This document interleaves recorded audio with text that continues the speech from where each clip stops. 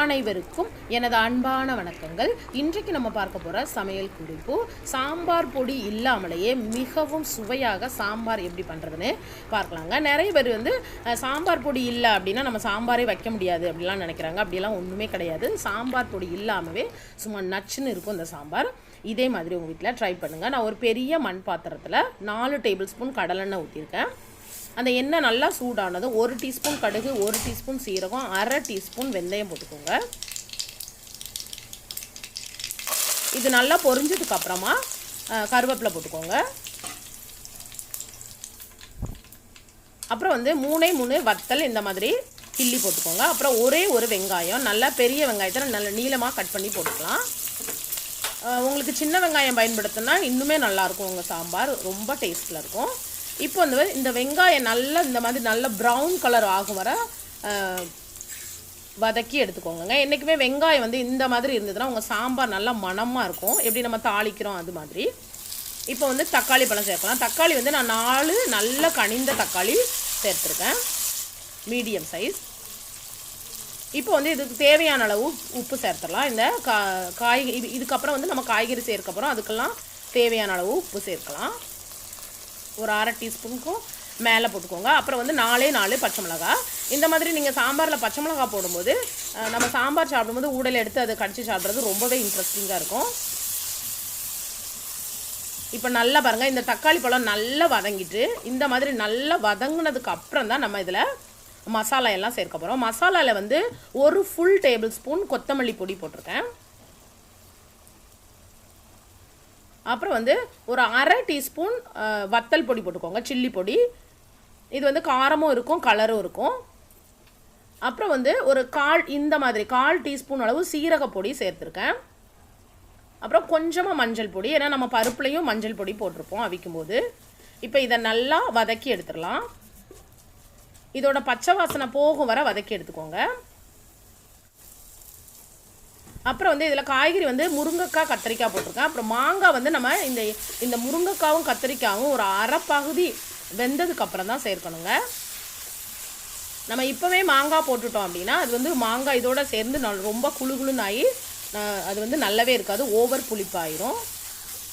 இப்போ இந்த காய்கறிகளை நல்லா வதக்கி எடுத்துக்கோங்க. இந்த மாதிரி ஒரு 3 நிமிஷத்துக்கு தண்ணி எதுவுமே சேர்க்காமல் நல்லா வதக்கி எடுத்துக்கோங்க. இந்த மாதிரி நீங்கள் சாம்பார் வைங்க, ரொம்பவே சூப்பராக இருக்கும். இப்போ நம்ம பருப்பு வேக வச்ச தண்ணியை மட்டும்தான் பயன்படுத்த போகிறோம். வேறு எந்த தண்ணியும் ஆட் பண்ணி நம்ம காய்கறியை, அதாவது பச்சை தண்ணியை ஆட் பண்ணி காய்கறியை வேக வைக்காதீங்க. பருப்பு நான் ஒரு 200 கிராம் பயன்படுத்தியிருக்கேன். நீங்கள் ஒரு 100, இது ஒரு 6 பேர் சாப்பிட்ற அளவுக்கு இந்த சாம்பார்.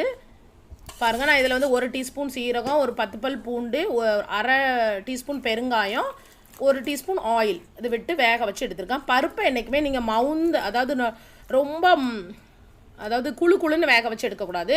லைட்டாக ஒரு விசில் மட்டுமே வச்சு எடுத்துக்கோங்க. அப்போ தான் உங்கள் சாம்பார் நல்லாயிருக்கும். இப்போ பாருங்கள், அந்த தண்ணியை ஊற்றி நல்லா வேக வச்சு எடுத்துக்கோங்க. ஒரு 75% வேக வச்சு எடுத்துக்கோங்க. இப்போ நம்ம இந்த மாங்காயை சேர்க்கலாம். அந்த மாங்காய் பாருங்கள், இது நீங்கள் கிளிமூக்கு மாங்காவும் பயன்படுத்தலாம். இது கப்பை மாங்கான்னு சொல்லுவாங்க. இது ரொம்பவே டேஸ்ட்டாக இருக்கும் சாம்பாரில்.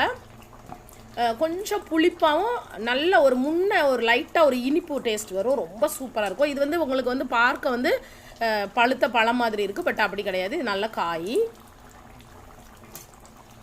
இப்போ நம்ம இதை நான் 2 பீஸ் மட்டும் தான் போட்டிருக்கேன். அப்புறம் இதில் நம்ம புளி சேர்க்கணும்னு அவசியம் இல்லை. இதை நல்லா வேக வச்சு எடுத்துக்கலாம். இந்த மாதிரி நீங்கள் சாம்பார் வச்சிங்கன்னா உங்கள் வீட்டில் சாப்பிட்றவங்க கேட்பாங்க, என்ன ஸ்பெஷல் மசாலா போட்டிங்க அப்படின்னு.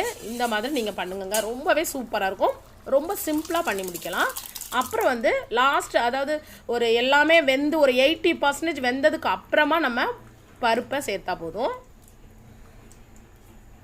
பருப்பு பாருங்கள், நல்லா இந்த மாதிரி பூவாக வெந்திருக்கு பாருங்கள். ரொம்ப குழுன்னு இருந்ததுன்னா உங்கள் சாம்பார் ஒரு நாள் சாப்பிட முடியும். அடுத்த நாள், அதாவது இப்போ நீங்கள் மார்னிங் வச்சுருக்கீங்க அப்படின்னா மத்தியானம் சாப்பிடும்போதே ஒரு மாதிரி குழுன்னு ஆயிரும்.